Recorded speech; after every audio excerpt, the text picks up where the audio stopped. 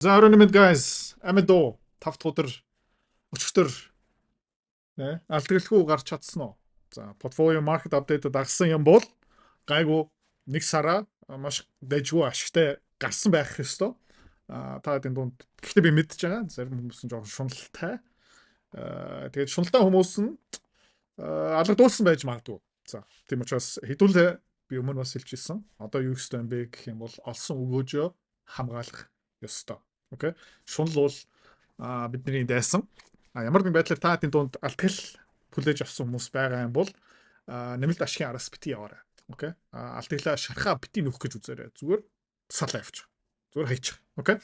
Яг гэх юм бол удахгүй энэ хөрөнгө санхүүгийн зах зээл хямрах магадaltaй юм байна.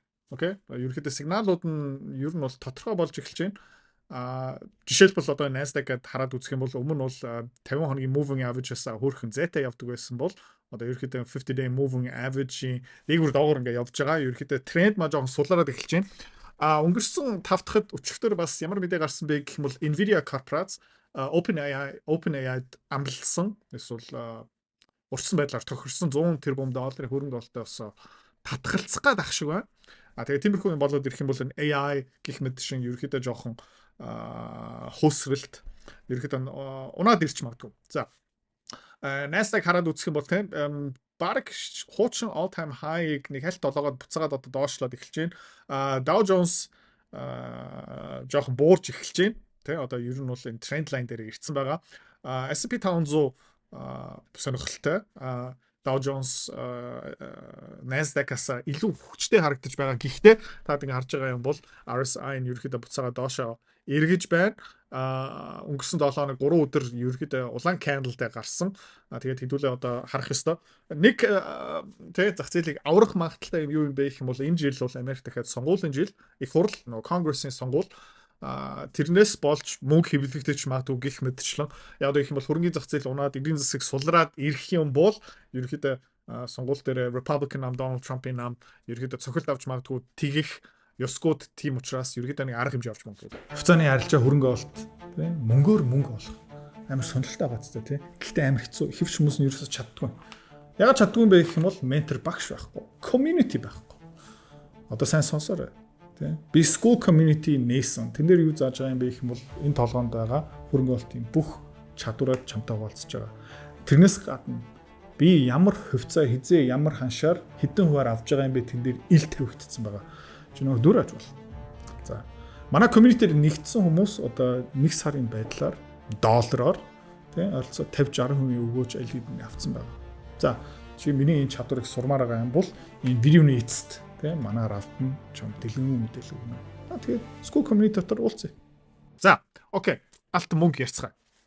Алт нэг өөр, мөнгө нэг өөр. Мөнгө аюултай, алт тэр нэг сүртэй санаа зовох юм хэрэггүй. За, тэгээд уул уурхай компани тухай бас ярих болно. За, хэдүүлээ ингээд алтыг ингээ хараад үзэх юм бол Fibonacci trend extension-ыг хараад за, trend based тэ эндээс аваад окей peak full retraction ингээ үзэх юм бол та юу харж байна гэх юм бол ер нь бол 0.6 дээр break хийсэн тий энэ дээр нэг завсарлага авсан retraction агаад цохоод цөмлөөд дараа нь ерөөхдөө нэгийг тий баг алгассан тэгээ юу болсон бэ гэх юм бол зах зээлийн геометрик айгуу сонирхолтой 1.6 дээр ерөөхдөө хүрээд тэгээд өнгөрсөн 2 хоног алт яасан бэ гэх юм бол нав сунсан correction болсон тэгээд өдрөөртөө энэ uptrend дууссан юм уу үгүй мүү хэвдүүлээ monthly chart-аас илүү weekly chart-ыг хэвдүүлээ алтан дээр харцгаая.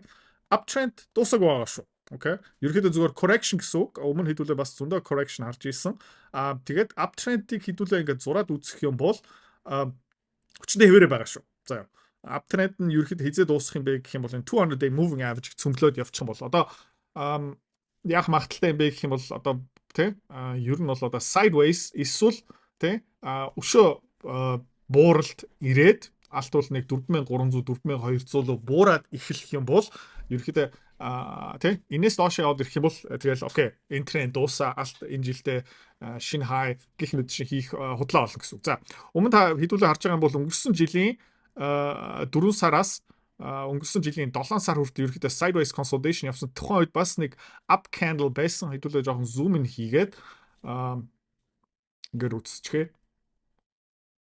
Энэ үед ерөөхдөө алт хэдэн хувиар унсан юм бэ гэвэл одоо энэ таарч болно. Ер нь 10%-ээр унсан. За саяхан юу болсон бэ гэх юм бол энэ оргил цэгээс өнөөдөр хүртлийн уналт хэд юм бэ гэх юм бол 12% уналт өчтөрийн 5 өдрийн low хараад үзэх юм бол 16% уналт ерөөхдөө илүү одоо хурц уналт байсан гэсэн үг. За өмнөх жижигэн correction хэдэн хувь байсан бэ гэх юм бол бас 10%. Тийм учраас юу болж байна гэх юм бол зах зээл дотор илүү хурц хөдөлгөөнүүд болж байна. Volatility нэмэгдэж байгаа гэсэн үг. За тэгээд эдгээр хата алт энэ жил юу хийх магадaltaй юм бэ? Алтны уурхайн компаниудаас гарах уу, хаяа явах уу, тийм буугаад өгөх уу гэх юм бол би л үгүй гэж хэлнэ. Яг гэх юм бол uptrend нь хүчтэй хിവэрээ. Одоо юу болох магадaltaй юм бэ гэвэл нэг bear trap үүсэх магадaltaй. За 2 хоног дараалан алт айгу хурдтай хүчтэй унсан болохоор одоо short хийх хүмүүс нь зөндөө гарч ирнэ. За энийг ингээ алт бол одоо GG гэх мэт чинь ерөөдөө маргааш нэг bounce хийх байх 5100 хүртэл. Тэгээд ерөөдөө ингээ жоохон бууралт хийх магадaltaй. Bounce хийгээд $5,000 руу буцаа гараа явах юм бол тэгээд манай уул уурхайн компаниуд тэр хувьцаа тухайн үедээ гайгүй recover хийж чадах юм бол хэдүүлээ жоохон trim хийж магадгүй жоохон хувиа багасгах магадaltaй. Гэхдээ тийм боломж бүрдэхгүй юм бол ерөөхдөө нэг зарах хэрэггүй миний зүгээс биднээс нэлийн олон уурхайн компаниудаас салцсан. Тэгээд юу хийх магадaltaй бэ гэх юм бол одоо алт ингээ доошоо явсныхаа дараа тий одоо энэ correction ер нь хаана дуусах магадaltaй юм бэ хэдүүлээ харцгаая. Оргил цэг энэ байна. За тэгээд ерөөхдөө энэ 5100 retraction хийгээд үзэх юм бол алт хаа хүртэл буурах магадaltaй юм бэ гэх юм бол 4500 эсвэл 4100 хүртэл ерөөхдөө буурах магадaltaй. За улам хүчтэй доошоо буурна гэдэг чинь илүү олон хүмүүс short хийн гэсэн үг. Илүү олон хүмүүс уналтан дээрээ мөрий бооцоо тавина гэсэн үг. Тэгээд юу яах магадaltaй юм бэ гэх юм бол алт буцаагаад үсэх бол магадлал байгаа. За тэгээд миний таамаг юу юм бэ гэх юм бол энэ жилийн тий 6-7 сарын үеэр алт бол буцаагаад uptrend-ээ өргөжлүүлэх баха. Яагаад гэх юм бол техник зүгээс damage тий авсан одоо жишээлбэл ингээд хараад үзэх юм бол ер нь бол 6100 хүртэл явах потенциал бол алтад байгаа. Эсвэл бүр 6900 руу явах потенциал бол байгаа. Яагаад гэх юм бол uptrend нь хэвээрээ байгаа. Окей. Тэгээд энэ алтны ханш буцаагаад 5500 гих мэтчлэн буцаагаад өсөө явчих юм бол юу болох магадaltaй юм бэ гэх юм бол уул уурхайн компаниуд буцаагаад өснө. За гэхдээ энэ хугацаанд ер нь энэ компаниуд ингээд доошоо буурж авах алтны ханш доошоо буурж авах үедээ алтны компаниуд буцаагаад супер хямдхан болоод эхэлнэ. Окей. Тэгээ хэдүүлээ яах юм бэ гэх юм бол энэ жилдээ өнгөрсөн жилдээ хийсэн трейд дахиад хийн. Яг дахиад хийн. Энэ удаадаа яг адилхан жинтэй. Окей. Тэгээд энэ жил миний таамгаар энээсээ дахиад хэдүүлээ хөөрхөн ашиг олох боломжтой. Тэр хүртэл хэдүүлээ яах ёстой юм бэ гэх юм бол өнгөрсөн 11, 10, 12 саяны 1 сард олсон ашгаа хамгаалах ёстой. Магадгүй нэг 5-10%-аар өсгөх, одоо багцаа өсгөх тийм стратегиар явж болно. Гэхдээ султай үе нь одоо дууссан шүү. Окей. Easy money одоо дууссан шүү. Хэдүүлээ дараагийн томоохон трейдийг хүлээх ёстой. Окей. Мөнгө дээрээ бол өөр та нэг харж байгаа юм бол мөнгө бол тий хамаагүй хүчтэй хөдөлсөн одоо жишээлбэл ингээ хараад үзэх юм бол 50 day moving average хүртэл явсан 38% уналт тэгээд хаана тогтцсон бэ гэх юм бол 29% уналтан дээр тогтворчоод ирсэн. Тэгээд миний таамаг юу юм бэ гэх юм бол ер нь бол мөнгө илүү их damage, илүү их гэмтэл авсан болохоор ерөөдөө мөнгө бол одоо энэ 50-80 хэдэн доллар руу буурах магадлал байгаа. Тэгээд дахиад үсэх магадaltaй гэхдээ мөнгөний хувьд бол яг тийм ихтгэлтэй биш.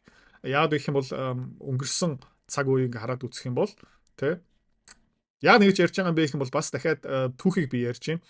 Та харж байгаа бол 2010 оноос 2011 оны хооронд ерөөхдөө мөнгө бол дэшээ пуужинсан. За тэгээд ерөөхдөө нэг sideways consolidation яа 50 day moving average-ийнхаа дээгүүр гарч чадсныгаа дараа ерөөхдөө дахиад хүнд цохилт авсан. Алт яасан бэ гэх юм бол энэ үеэр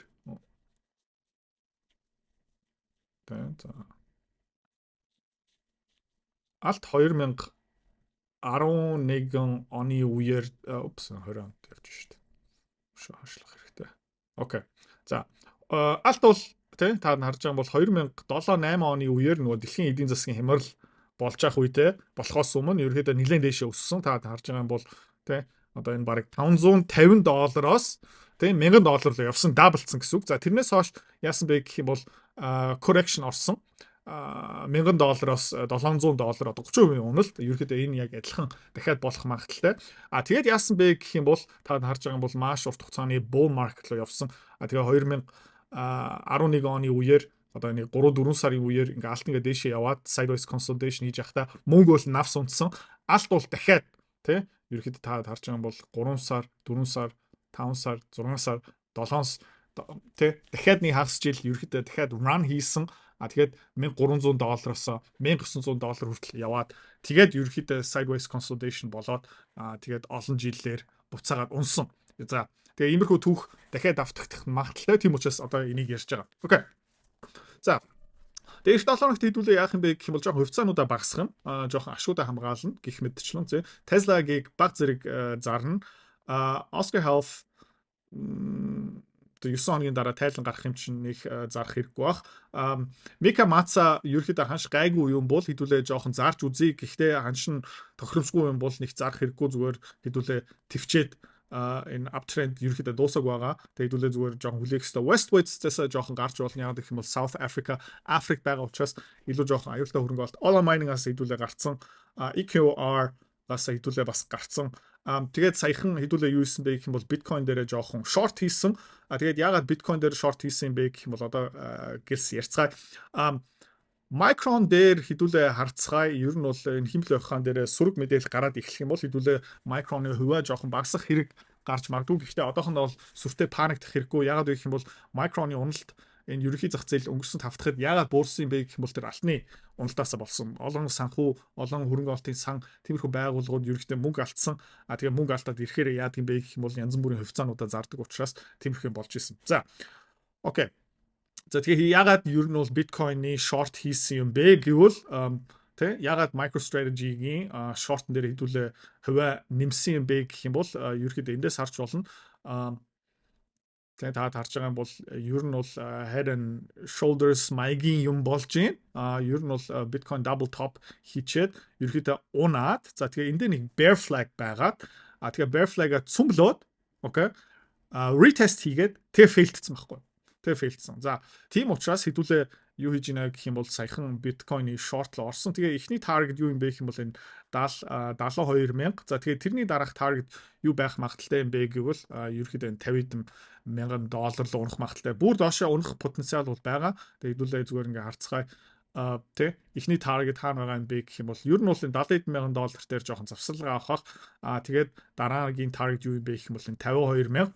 Тэгээд энэ биткойн доошоо унаад яваад эхлэх юм бол ер нь бол техник талаасаа ер нь бол тэ bear flag confirmed retest хийгээд унсан. Twitter янз бүрийн social media дээр хүмүүс яаж байгаа юм бэ гэх юм бол биткойнны тухай ер нь бол нэлээд хүмүүс буугаад өгч байгаа. Тэгээд нэг сонирхолтой юм юу болж байна гэх юм бол өнгөрсөн 2 жилийн хугацаанд маш олон хөрөнгө оолтын сангууд, маш олон институтууд юу хийсэн бэ гэх юм бол хөрөнгө оолт хийсэн. Маш олон тэ ETF сан дотор ингээ биткойн байгаа. Тэгээ биткойны үн хааш ингээ унаад эхлэх юм бол өмнө их хэмжээний мөнгөөр авсан хүмүүс биткойноо зарж эхлэх байхгүй юу? Окей. За тэгэхээр тэр BlackRock, тэр Blackstone, Vanguard янз бүрийн ETF-ууд дотор маш их хэмжээний биткойн байгаа. Тийм учраас тэрнээсээ болоод үн хаашийн өсөж ийсэн, тэ mainstream болсон.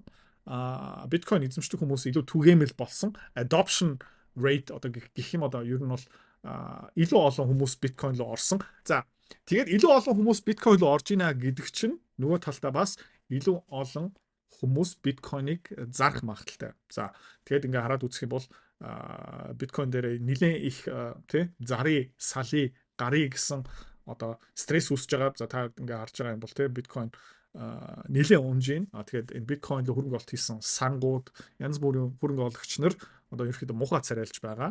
Тий тэгээд сайн мэдээ ерөөсө гарч ирэхгүй байна. MicroStrategy-гийн хувьцаа өсөхгүй байна. Крипто ерөөхдөө буцаагаад crypto winter криптогийн өвөрлөө ингээд орж явах шиг байна.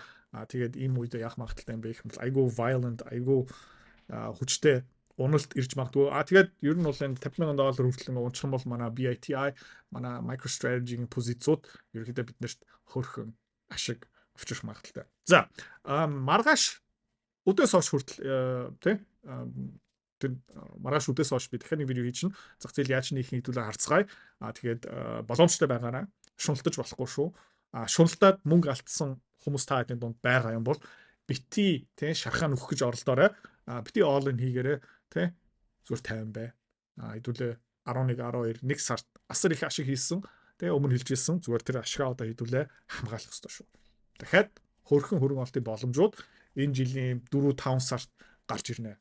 Тэ алтны компаниуд хямдарна гэх мэт чинь. Тэгээ тэр хүртэл хэдүүлээ зүгээр баг зэрэг ашигтай явах хэрэгтэй. Дараагийн томоохон өсөлт авчих магадлал өндөртэй хамаагүй илүү баталгаатай трейдүүд гараад ирэх юм бол хэдүүлээ жинтэй зоригтой орно шүү. Баярлалаа. Хэрвээ та манай эдгээр захирал бит хоёрын Earn Invest Be Free School Community-д нэгдэхийг хүсвэл яг одоо үзэж байгаа бичлэгийнхаа хамгийн эхний линк дээр дараарай. Линк дээр дарснаар манай School Community-гийн ерөнхий мэдээлэл гарч ирэх ба хамгийн түрүүнд та school дээр өөрийнхөө профайлыг үүсгэх юм. Профайлаа үүсгэхийн тулд та заавал нэг зураг, өөрийн овог, нэр болон мэйл хаягаа оруулах шаардлагатай. Профайлаа үүсгэсний дараа та join гэж дараад Visa карта холбоно. Visa карта холбосноор сарын $29 төлбөр нь шууд татагдаад та манай community-д нэвтрэх эрхтэй болно. Манай community-д орж ирснээр юу байгаа юм бэ гэвэл одоо аль хэдийн 10 компанийн үнэлгээ, түүний Excel файл, давтамжтай ордог зах зээлийн шинжилгээ, судалгаа болон анхан шатны бүх суурь мэдээллүүд орсон байгаа. Мөн та надтай холбогдоод бүх зүйлээ асуух боломжтой. Хэрвээ танд сонирхолтой санагдчих байвал манай community-д нэгдээрэй.